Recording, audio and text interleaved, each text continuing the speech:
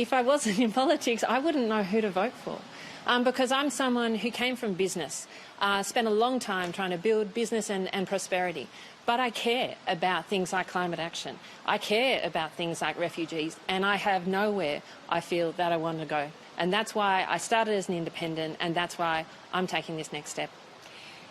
And for many of you, you might be wondering, why is this different? Well, because at the heart of it is a clear commitment to our core policy pillars and values, clearly enunciated and pledged in our Constitution, and a commitment that communities are at the heart. Absolutely. If you look at the name, Community Strong, this is an invitation out to more Australians to come and build the kind of Australia we want.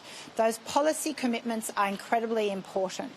Whilst we have the free vote, we are still nonetheless determined to work constructively together to put solutions on the table that represent our communities, but also provide that national solution and national direction. And look, I think that is right, because that's what people have asked me for. They have said, you know, we don't want the infighting, we don't want the blame game, we want solutions that will make a difference to us. And we see that there is more common ground in Australia than there is division. We don't want to import culture wars from the US. We want to really build on our Australian values. And so I think this is what we're seeking to do with Community Strong. We both are proud to have represented our communities, but we see an opportunity to do more, to get more communities involved and more communities at the heart of politics, because we think this is the different way that Australians are asking us to represent them. Put them first, but work constructively with the experts, with people with real experience in lives outside of politics and the community to come up with solutions with their problems. Now imagine we have a few questions, so over to you. Both talked about working with communities to come up with solutions, working together to kind of on policy. These are things that you already do as independents. For your constituents in your respective electorates, what changes because of your announcement today? Very little for my constituents, because my commitment continues to be to the people of Warringah. My pledge to them over 3 elections already since 2019 has been, I will champion the issues you care about, from climate action to sensible economic policy, integrity, equality. I mean, issues like domestic violence absolutely incense the community. So my pledge is actually to double the impact for the people of Warringah, because not only will I continue championing these issues on your behalf in the lower house, but we will ensure more communities come to the table and that communities have a voice in the Senate, where you ultimately, for laws to be passed, you need representation in both houses. This is about spending a donation tax, isn't it? No, it isn't actually. I think this is an opportunity to make a real difference. I mean, I'll be honest, people have been approaching me since the election, since after the last election, saying, you know, we need something different here. You know, we are concerned about the extremism in our country, and we want to make a difference in this country, but we need you guys, you know, to come together. And I went to my community actually just a couple of weeks ago and said, look, what do you think? What I was overwhelmed by was that people from actually around the country saying, please do this, because we need an alternate political force. I don't feel represented. I don't know where to go.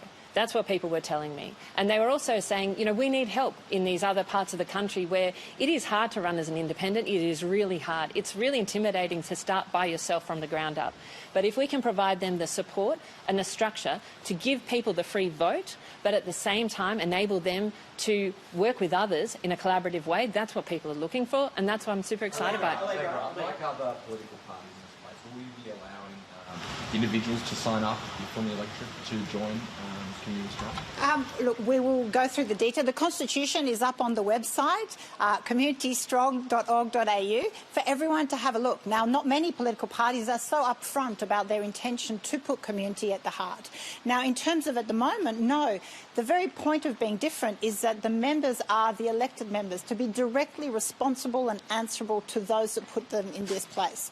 To give you an example, currently the Liberal Party has Angus Taylor as the parliamentary leader, yet has Tony Abbott, who was has not exited politics, as the president. The question for voters would be, who's in control of the Liberal Party? Who determines the policy direction?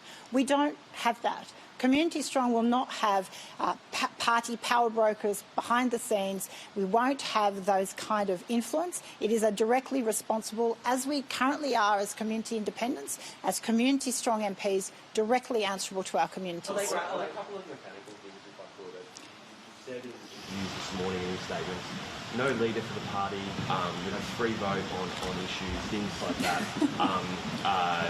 You said you want to do a different structure to the way current parties are, but I think people might want to know in relation to how current parties operate, how this will operate. So could I ask maybe a few steps forward, but let's say, for instance, a few more independents join the party and you go from 2 to 4 or 6 or whatever, or next election, half a dozen people are elected under this banner. Would you do things like name spokespeople for certain issues, a spokesperson for Treasury, a spokesperson for the industry or whatever? Would you have a unified party policy slate on certain issues? Here's the Community Strong policy on tax or on whatever, or would it be sort of a set of individual policies, or is it kind of more like a structure where it's a number of independent contractors under the same overarching banner? The Constitution goes to that very question, and in that it requires for anyone to become an MP of Community Strong a pledge to the core values, but also a pledge to the policy pillars. So that is essential.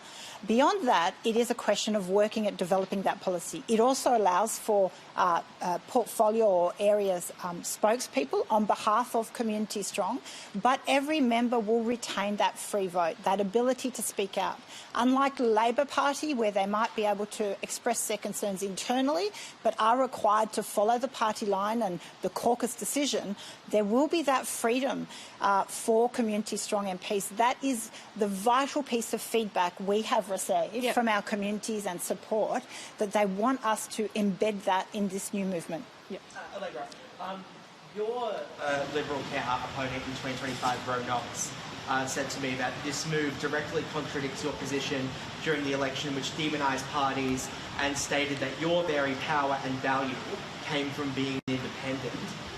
And I guess also to extend this to Zali, you've both had the criticism lobbed against you by the Liberal Party that you are actually a party in disguise. Does this vindicate them? Not at all. So I think sorry. I think what it sorry, that's not our bill. I think absolutely not, because I think what we're doing here is doing exactly what people have asked, which is put the community first. Vote for the community first, but work collaboratively. That's exactly what we've done to date, but what we're building here now is an ability to do that in more communities and also with the Senate. And in terms of building common policy platforms, there are already many policy areas that Zali and I have collaborated on and agree on. We will build and build on that. But we're going to give people the opportunity to vote still first and foremost with their community. So I see it really as the opportunity to have the best of both worlds. We are independents. We have been independents and been able to take that free vote. You can take that into this new movement, and that's super exciting. So we have an option for people that are One Nation curious, that people that are actually enjoying their grievances being heard at the moment. And we absolutely hear those grievances. We hear them absolutely. People are frustrated and tired of the status quo. The major parties have contributed to the situation we are in, where too many Australians feel like they are not getting ahead. Young Australians have this debt around housing, around climate consequences, and they are held back often by a system that is not really listening to their concerns. Too many issues are on the table that the political parties do not have the political will or the political courage to tackle. And that has been our commitment. I have been here for 7 years, Allegra has been here for 4 years, and we have day in, day out championed solutions for that.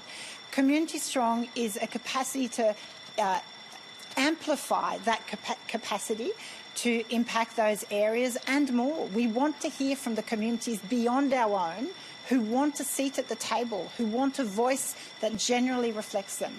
And it's thinking. Well, we'll leave that news conference there.